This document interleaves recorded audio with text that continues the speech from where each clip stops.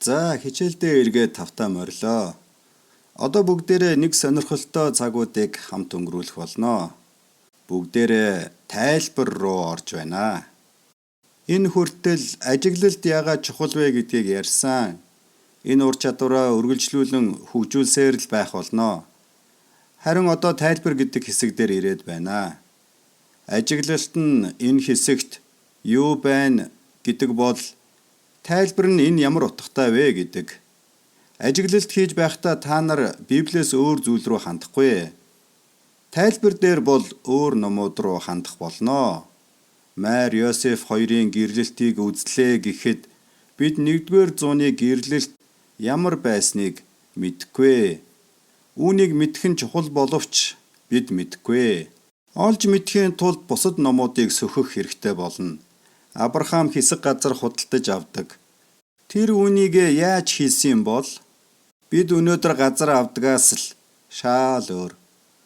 Тэр цаг үеийн хүмүүс аливааг хийдэг байсан нь бидний цаг үеэс их өөр байсан. Айлын герт орно гэдэг нь тухайн үед юу гэсэн үг вэ? Энийг бид Христийн амьдралыг үзэх үед харах болно.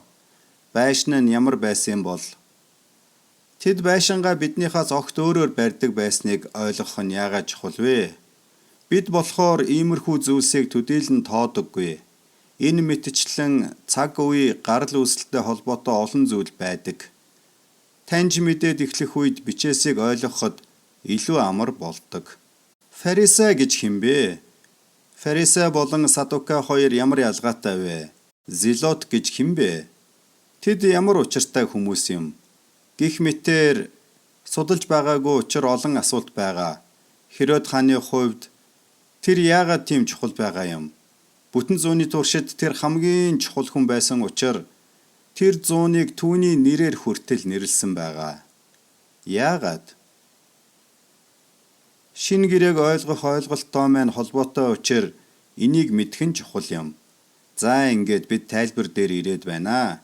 Ажиглалтаа санаж байна уу та нар? Ажиглалт хийх үед өөр бусад ном материал ашиглахгүй. Харин тайлбар болохоор огт өөр хэрэг. Тайлбар дээр номын сан их чухал болдгоо. Тайлбарын зарчим ба үйл явцуудыг одоо бүгдээрээ харцгаая. Үүнийг херменевтик гэдэг. Херменевтик нь текстийг яаж тайлбарлах арга зүйн тухай юм. Ялангуяа Библийг судалж байх үед ажиглалтаас тайлбар руу одоо шилжиж байгаа шүү. Тайлбарт ажиглалт яагаад тийм чухал вэ гэдгийг би нэг жишээгээр харуулъя. За, хонин дээр хийсэн ажиглалт. Математикч, эмч, инженер 3 Шотландд амралтаараа явж байгаа. Галт тэрэгний цонхоороо тэд талбай дунд байгаа нэг хар хоныг ажиглажээ. Тэдний харсан зүйл нь энэ байна. Инженер хараад ямар сонирхолтой юм бэ? Шотландын бүх хонь хар юм байна. Инженерийн тайлбар ийм байна. За тэгсэн чинь эмч үгүй зарим Шотланд хонь л хар. Тэр ингэж тайлбарлаж байна. Харин математикч ингэж хариулсан. Тэр тэнгэр өөд хараад талбай руу хараад Шотландд нэг тал нь хар, ядаж нэг хоньтой нэг талбай байдаг юм байна гэсэн. Түүний тайлбар нь энэ байна. Түүний ажиглалт хамгийн оновчтой байсан. Тайлбар алдаа мадаггүй байх нь чухал. Тайлбараа зөв хийхгүй бол маш хачин жигтэй хэрэгжүүлэлт гарч ирнэ. Яг уу энэ ярианы гол санаа нь хүн ажиглаж чадхаасаа хэтрүүлж тайлбарлаж болохгүй гэсэн ёс зүйг бидэнд зааж байгаа юм аа. Тэгэхээр та нарын ажиглалтаараа юу ажигласан, ажиглаагүй чинь зөв тайлбар хийхэд нэн чухал байх нэ. За зургийн хүснэгтийг харцгаая.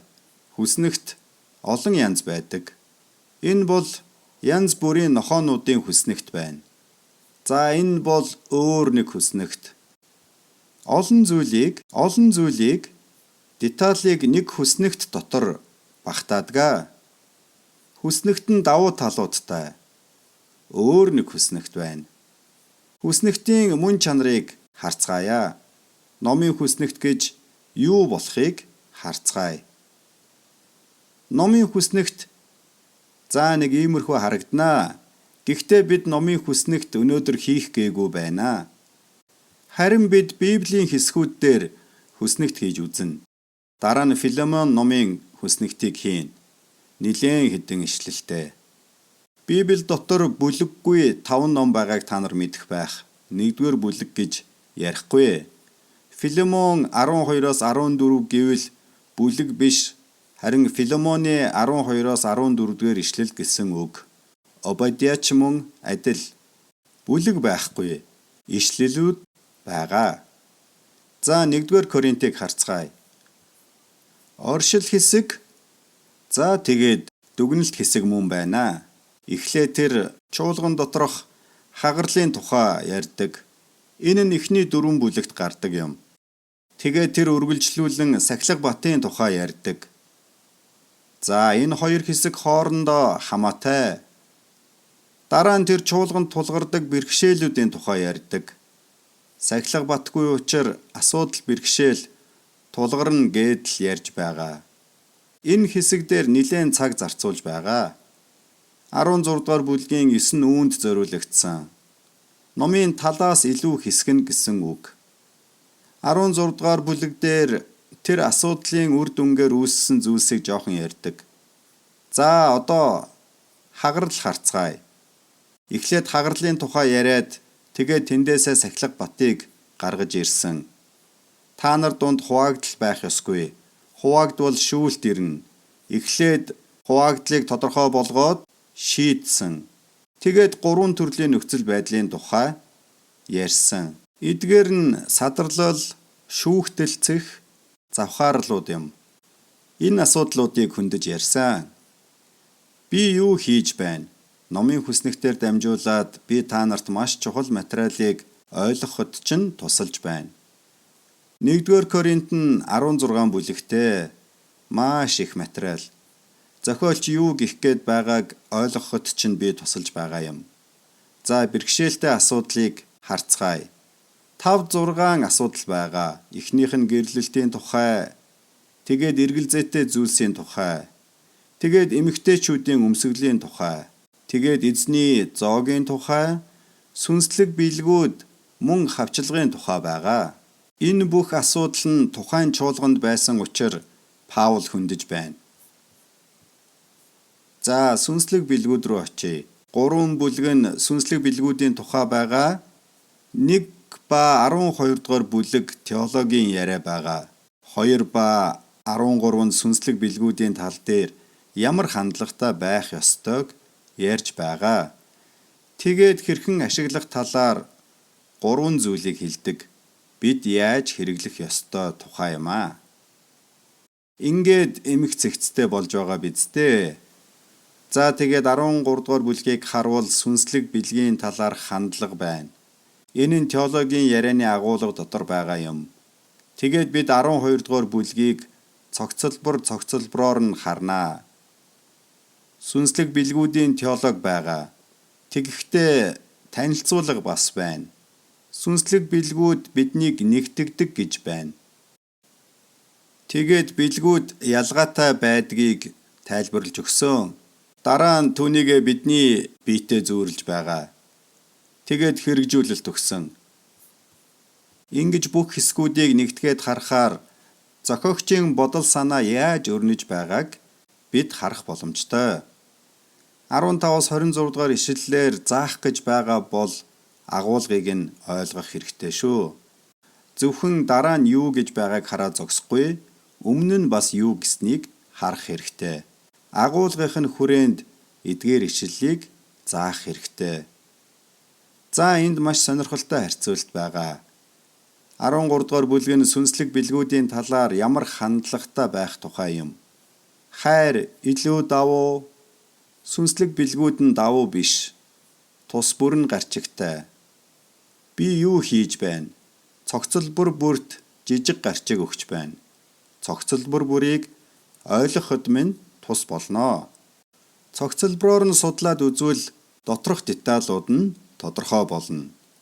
Ингээд өргөн хүрээгээр харж байна. Цогцлбор доторхыг харахыг өтний өнцгөөс харах гэдэг. Харин ингэж харахыг шувууны өнцгөөс харах гэдгээ. Бид зайнаас харж байна. 14-р бүлэг дээр ирлээ. Адил зүйлийг хийж болно. Яаж хэрэглэх вэ? Гэх мэтээр хувааж болно. Номын хүснэгт гэхээр нэг иймэрхүү агуулгатай байх юм. Гарын авалгаа харвал би янз бүрийн зүйлсийг та нарт өгсөн байгаа. Хүснэгт яаж эхлүүлэх, яаж хийх гээд та нар хийгээд хийсэн юмаа уншиж үзээд юу уншсанаа ойлгосонгүй гэж магадгүй. Яагаад тэгж байгаа вэ гэхлээр энэ бол ур чадвар юм. Ур чадварыг заалгаж биш, харин хийж байж л сурдаг. 10 дугаар сарын 15-нд бүгдээрээ үүнийг хийх болно. Би та нарт яаж хийхийг үзүүлнэ. Та нар зөндөө их цаас авчраарай. Дараа нь хайж болох цаас авчраарай. Хүснэгт хийх дасгал хийцгээн. Ахин дахин хийн. Тэгээд та нарт энгийн санагддаг болно. Энд хичээлээ заахдаа бид хар цагаан самбар хэрэглээд шууд бичээд явдаг юм. Хүмүүс буруу хийдэг.